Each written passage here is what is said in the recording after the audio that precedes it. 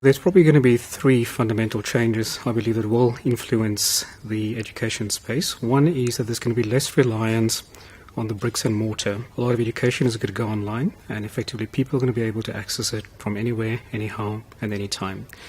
Secondly, what is going to enable that to happen is the whole mobile revolution, cloud computing, and also pervasive connectivity. So be it Wi-Fi, be it broadband, be it 3G or LTE, that's going to enable students to access content from anywhere, anyhow, and anytime. And I think the third key reason for seeing this transformation is that the cost of education has to come down.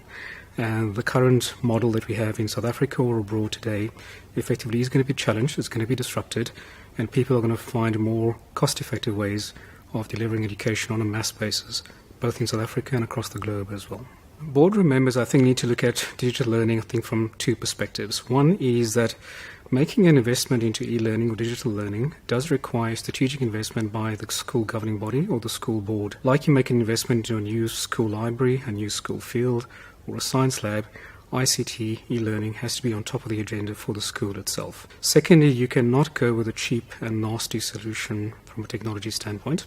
You're then effectively compromising the quality of education delivering to a school going forward. So top of mind really is a strategic investment into e-learning, to digital learning, and that has to be taken at a very strategic level within a school organization and not really at an operational technical level at this point in time. We know the technology, we know the industry, and we also know the content services that can be delivered going forward. Inherently in the role of trusted advisor means we can also complement and contribute meaningfully to the strategy of the organization.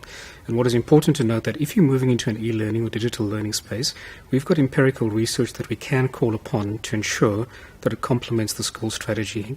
And by taking those elements, those learnings, those recommendations, we can effectively formulate and craft an e-learning strategy for a particular educational institution. The third key thing is our content partners are a credible part of this entire journey going forward. And based on their experience, their best practice, and also the key teachings that they need to offer, we are really well positioned to be a trusted advisor in the e-learning domain in South Africa at this point in time.